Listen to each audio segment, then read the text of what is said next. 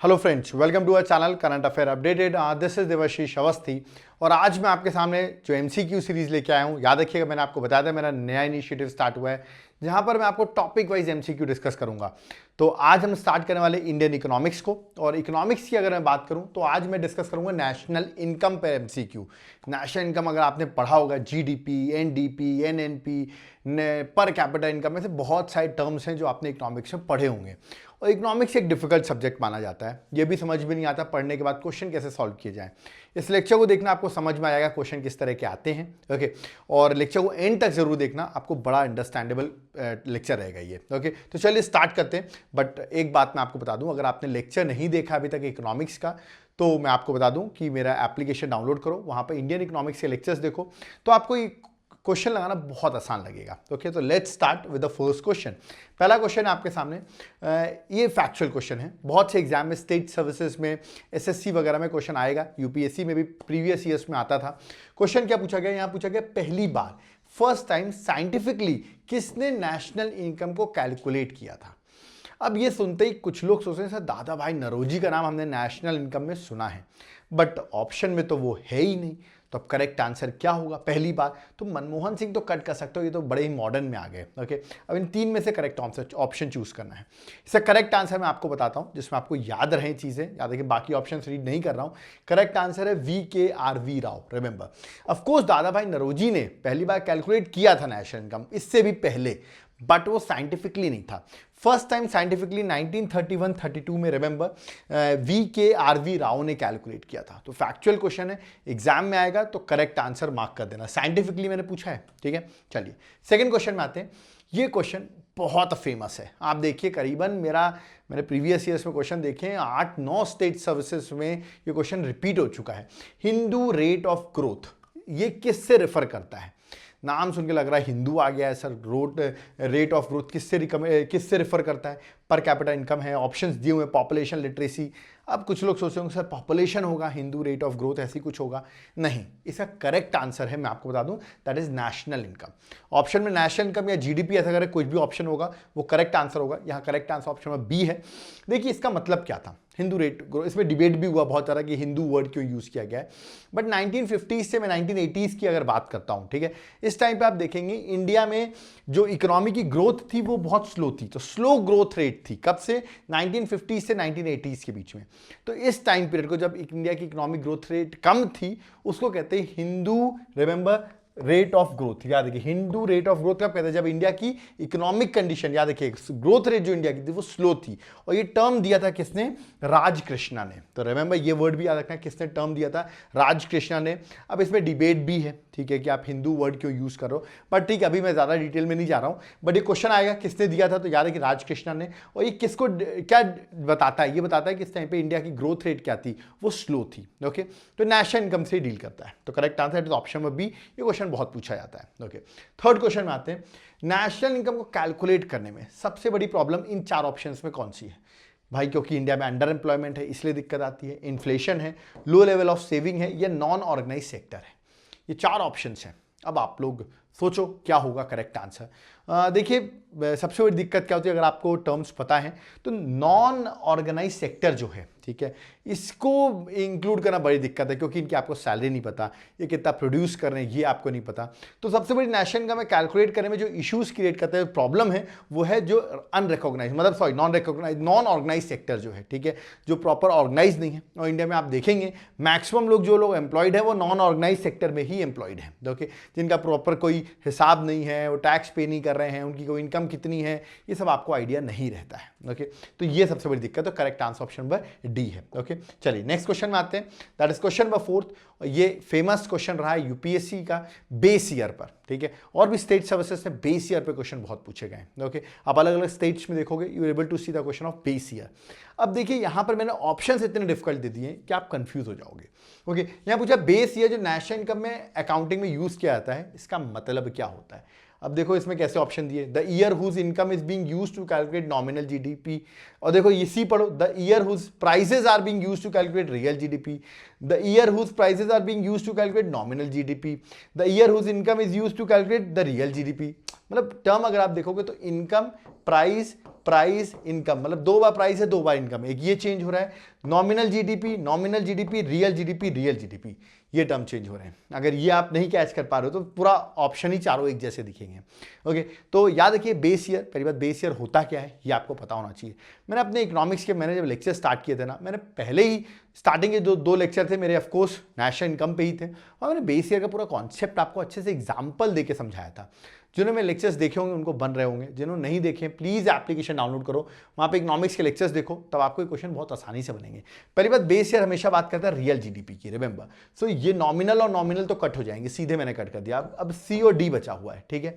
अब यहाँ पर क्या होता है, इसका correct answer option number C है, the year whose prices are being used to calculate the real GDP, ठीक है। उसके प्राइसेस को यूज किया था, ना कि इनकम को, ठीक है। कहने का मतलब ये होता है, मैं एग्जांपल दूं, जैसे 2022 में कोई एक चीज थी तो 100 रुपए की थी, मैं एग्जांपल दे रहा हूं, ठीक है, और 2023 में वो चीज हो गई 200 रुपए की, कितने की होगी, 200 रुपीज की। तो आप कहोगे कितनी महंगी हो गई सर, 100% महंगी होगी, क्योंकि 100 रुपीज की थी, अब वो 200 रुपीज की हो गई, तो आप कहेंगे सर 100% महंगाई चल रही है, फॉर एग्जाम्पल, ठीक है।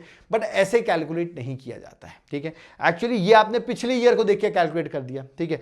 यहां पर क्या कहते हैं, एक बेस ईयर डिसाइड कर लेते हैं, जो मान लो लेट सपोज 2005 हमने सेलेक्ट कर लिया, वो आप गवर्नमेंट डिसाइड करती है, डिसाइड करें 2005 बेस ईयर है, उससे अपन कैलकुलेट करते हैं कि महंगाई बढ़ी है, घटी है, क्या है, जो भी है, क्या ग्रोथ हुई है इकोनॉमी में, ठीक है। तो ये चीज याद रखना। तो एक ईयर डिसाइड किया था जो एक नॉर्मल ईयर रहता है, जहां कुछ मेजर कंडीशंस नहीं हो, क्योंकि यहां पर हो सकता है कोविड आया हो, कंडीशंस चेंज हो सकती हैं, इसलिए आप कौन सा ईयर लेते हैं, कोई नॉर्मल ईयर कैलकुलेट किया जाता है, उसे कहते हैं बेस ईयर। वहां से प्राइसेस को यूज किया जाता है कि आप रियल जीडीपी कैलकुलेट कर सकें। तो करेक्ट आंसर ऑप्शन सी है, बहुत डिस्क्राइब कर दिया है मैंने, ठीक है, वरना मेरे बेस ईयर का लेक्चर आप देखोगे तो बन जाना चाहिए।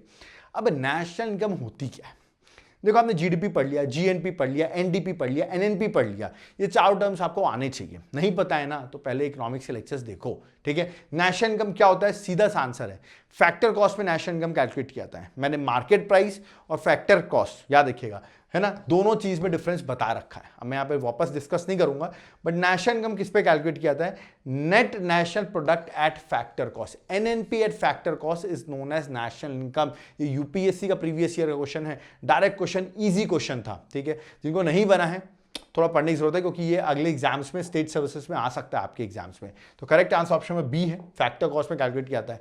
फैक्टर कॉस्ट मार्केट प्राइस में क्या डिफरेंस है, प्लीज लेक्चर्स देखो, ओके। नेक्स्ट आते हैं, the net value of GDP after deducting depreciation. अगर जीडीपी से मैं डेप्रिसिएशन माइनस कर देता हूं तो क्या बचता है, मैंने फॉर्मुलेस पढ़ाए हुए हैं, ठीक है। ऑप्शंस आपके सामने दिया हुआ है कि जीडीपी से अगर डेप्रिसिएशन माइनस कर दें तो क्या चीज बनेगी, बड़ा इंपॉर्टेंट है। करेक्ट आंसर ऑप्शन में B, that is NDP, net domestic product. अगर ग्रॉस में से अगर आप डेप्रिसिएशन माइनस करते हो नेट ही बनता है, तो करेक्ट आंसर ऑप्शन बी है, that is NDP, net domestic product, okay. अब देखिए दो स्टेटमेंट दिए गए, इनमें से बोला गया कौन सा स्टेटमेंट करेक्ट है, राइट है। Let's read out the statement.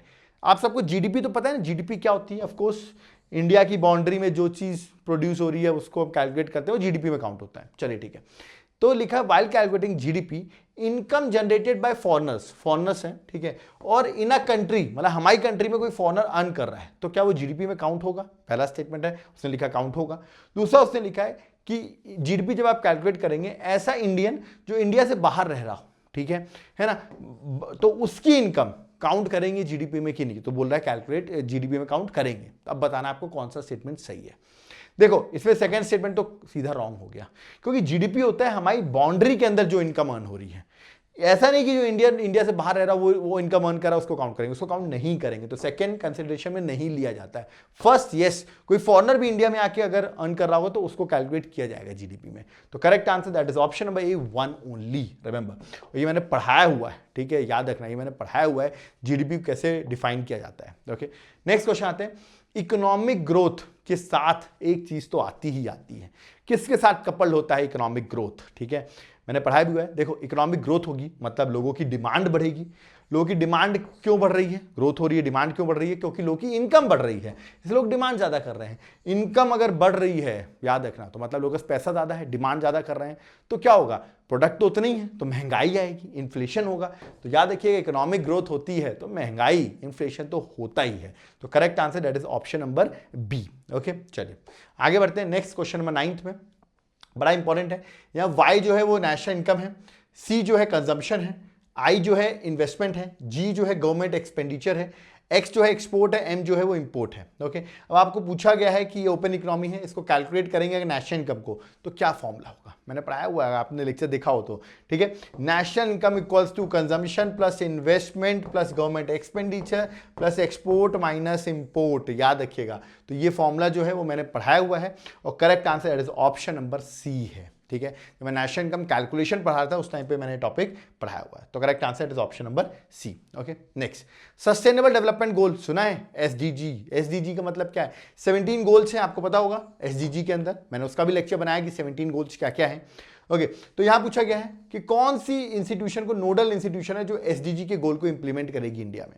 Options यहां पर दिए। अब प्लानिंग कमीशन तो देखो आपको ही पता है ही नहीं, उसको रिप्लेस कर लिया नीति आयोग ने, तो नीति आयोग ही जो है वही है nodal agency. Okay, comment box में मुझे बताइए नीति आयोग के, ठीक है, नीति आयोग के सीईओ अभी रिसेंटली अपॉइंट हुए, उनका नाम क्या है, कमेंट बॉक्स में मेंशन करो, देखते हैं कौन कौन सही आंसर बताता है। ओके, तो यहां जो correct answer that is option number C. Question number 11 पे आते हैं, ह्यूमन डेवलपमेंट इंडेक्स। अभी एचडीआई की रैंकिंग भी आई थी, आपको पता होगा, इंडिया की रैंक जो आई है दैट इज 132 आई है, ठीक है, अभी लेटेस्ट जो इंडिया की रैंकिंग है। अब पूछा गया यहां पर कि किन इंडिकेटर्स को यूज नहीं किया जाता है जब एचडीआई कैलकुलेट करते हैं। ऑप्शन दिए हैं, लाइफ एक्सपेक्टेंसी होता है, एजुकेशन होता है, पर कैपिटा इनकम भी होता है। तो करेक्ट आंसर क्या है, सोशल इनइक्वालिटी को यूज नहीं किया जाता है while calculating what, that is human development index. Okay, चलिए नेक्स्ट क्वेश्चन में आते हैं, ह्यूमन डेवलपमेंट इंडेक्स से रिलेटेड है, फर्स्ट डेवलप किसने किया था इसको, ह्यूमन डेवलपमेंट इंडेक्स को, यूएनडीपी, आईएमएफ, यूनिसेफ या यूएनसीटीएडी। इजी क्वेश्चन है, एग्जाम से बहुत बार रिपीट किया हुआ है question. Correct answer option number A, that is UNDP, United Nation Development Program ने डेवलप किया था। ओके, चलिए नेक्स्ट क्वेश्चन में आते हैं, अगर आप किस चीज को डिडक्ट करेंगे जीएनपी से तो आप एनएनपी अराइव करेंगे। अभी मैंने ऐसे ही एक क्वेश्चन पूछा था, आप लोग ध्यान दे रहे होंगे तो शायद बन जाएगा कि जीएनपी में क्या मैं डिडक्ट करूं, ओके, कि वो एनएनपी बन जाए। याद रखिएगा, तो ग्रॉस से अगर नेट बनाना है तो डेप्रिसिएशन माइनस कर दो। तो करेक्ट आंसर ऑप्शन में ए है, अगर जीएनपी में से डेप्रिसिएशन माइनस कर देंगे तो नेट या एनएनपी आपका बन जाएगा। तो correct answer that is option number A, that is depreciation. Okay, चलिए नेक्स्ट क्वेश्चन में आते हैं, question number 14। Okay, national product of factor cost is equal to, national product मतलब नेशनल इनकम की बात किया जा रहा है, यहाँ पर फैक्टर कॉस्ट इक्वल्स टू, ठीक है। तो पता होना चाहिए आपको, जब हम एनएनपी एट फैक्टर कॉस्ट निकालते हैं उसका फॉर्मूला मैंने बताया हुआ है, ठीक है, that is NNP at market price minus indirect taxes plus subsidy. तो correct answer that is option number B, calculate करना भी मैंने बताया हुआ है आपको, ठीक है, कि कैसे कैलकुलेट किया जाता है। चलिए नेक्स्ट क्वेश्चन में आते हैं, क्वेश्चन नंबर 15, ट्रांसफर इनकम क्या होती है। देखिए ट्रांसफर इनकम क्वेश्चन पूछा गया है, मैं आपको जिसको नहीं बता देता हूं, ऐसी इनकम याद रखना जो बिना कोई प्रोडक्शन वगैरह नहीं किया गया ऐसे ही आपको मिल रही है।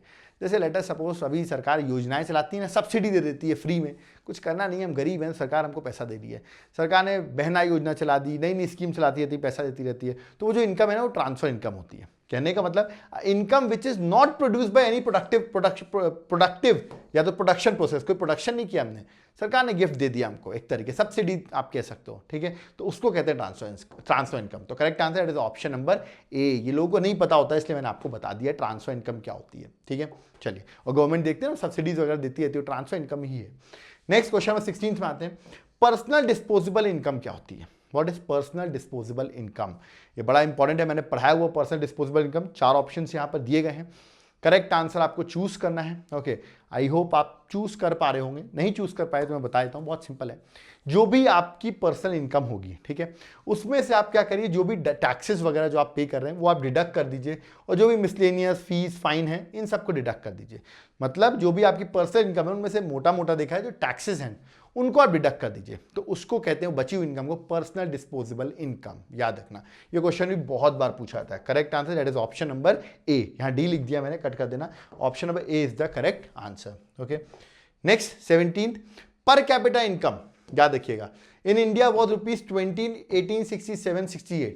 और ये किसने डिटरमाइन किया था? मैंने बताया था ना, अनसाइंटिफिकली वे में दादा भाई नौरोजी ने कैलकुलेट किया था। तो करेक्ट आंसर ऑप्शन में डी है। बट साइंटिफिकली वे मैंने अभी आपको बताया कि नेशनल इनकम कब कैलकुलेट हुआ था, ठीक है। बट बिल्कुल पर कैपिटा इनकम अगर हम बात करें तो कैलकुलेट किया गया था, ठीक है। उस टाइम पे नेशनल इनकम पे भी फोकस किया था दादा भाई नौरोजी ने, और पर कैपिटा इनकम भी उन्होंने कैलकुलेट किया था। उसके according Dadabhai Naoroji is the correct answer. Okay, और लास्ट क्वेश्चन जो है वो है पर कैपिटा इनकम से। पर कैपिटा इनकम जो मैंने बोला ना, दादा भाई नौरोजी ने डिस्कवर किया था, कैलकुलेट किया था 20 रुपीज। तो पर कैपिटा इनकम का फॉर्मूला क्या होता है? 4 ऑप्शन ये हैं भाई, पता होना चाहिए। पर कैपिटा इनकम बहुत इजी क्वेश्चन है, ये नहीं बन रहा है तो यार थोड़ा सा पढ़ाई करो, ठीक है। जो भी देश की नेशनल इनकम होगी उसमें से टोटल पॉपुलेशन डिवाइड कर दो। इंडिया की टोटल पॉपुलेशन से डिवाइड करो, तो ये तो टोटल पॉपुलेशन ऊपर लिख दिया है, ये ठीक है टोटल पॉपुलेशन, ये कट कर दो, ये दोनों बच्चे टोटल पॉपुलेशन। एक में लिखा है ग्रॉस नेशनल प्रोडक्ट, एक में लिखा है net national product. National income क्या होती है? Net national product.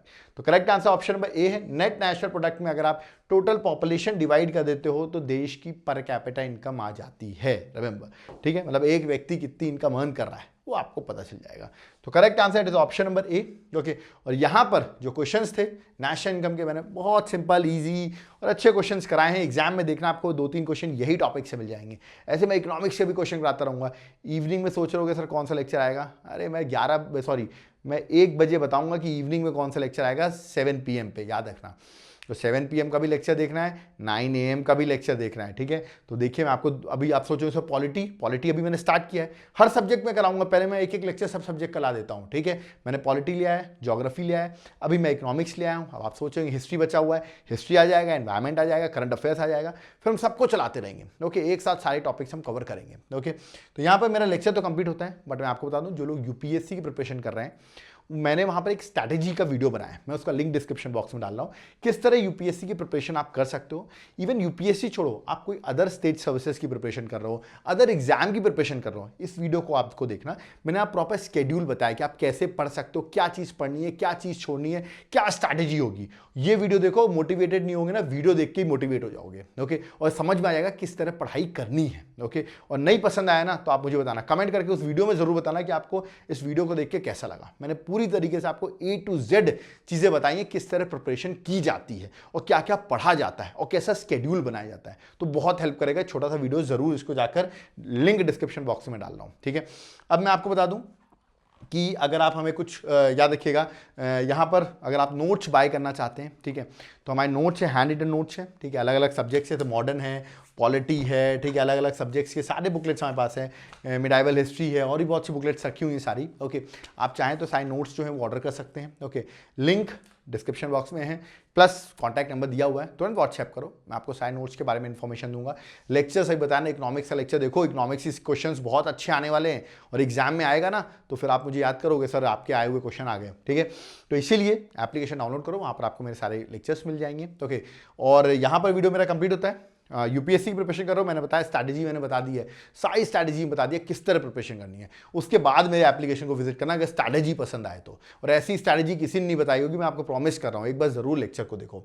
ओके, और अगर वीडियो पसंद आए वीडियो को लाइक जरूर करो, और देखो इस तरह मैं सीरीज ला रहा हूँ, MCQ सीरीज, और ये मानिए अगर इस सीरीज हमने पूरी कंप्लीट कर दी हर सब्जेक्ट की, तो यार आपको एग्जाम क्रैक करने से कोई नहीं रोक रहा है, ठीक है। तो उसके लिए आपको भी मुझे थोड़ा सा पंप अप करना पड़ेगा कि सर ये सीरीज़ चलती रहे। तो कमेंट बॉक्स में करके ज़रूर बताइए कि आपको कैसी लगी सीरीज़, और आप कौन से सब्जेक्ट्स चाहते हैं वो सब्जेक्ट्स के भी MCQ सीरीज़ आए आपके सामने। कमेंट बॉक्स में कमेंट करते रहिए, वीडियो को लाइक प्लीज़ कर देना यार, क्योंकि एल्गोरिथम ऐसा होता है जितना आप लाइक करोगे उतना वीडियो हमारा वायरल हो सकता है। तो आप अगर वीडियो को लाइक करोगे तो हमें हेल्प मिल जाएगी। कोई डाउट क्वेरी है कमेंट बॉक्स में ज़रूर कमेंट करो, और ऐसे लेक्चर्स के लिए वीडियो को लाइक करते रहो प्लीज़, अपने फ्रेंड्स के साथ, है ना, इसको शेयर करो, ग्रुप्स में तुरंत डाल दिया करो वीडियो को, मैक्सिमम से मैक्सिमम लोगों तक ये वीडियो पहुंच सके। Thank you.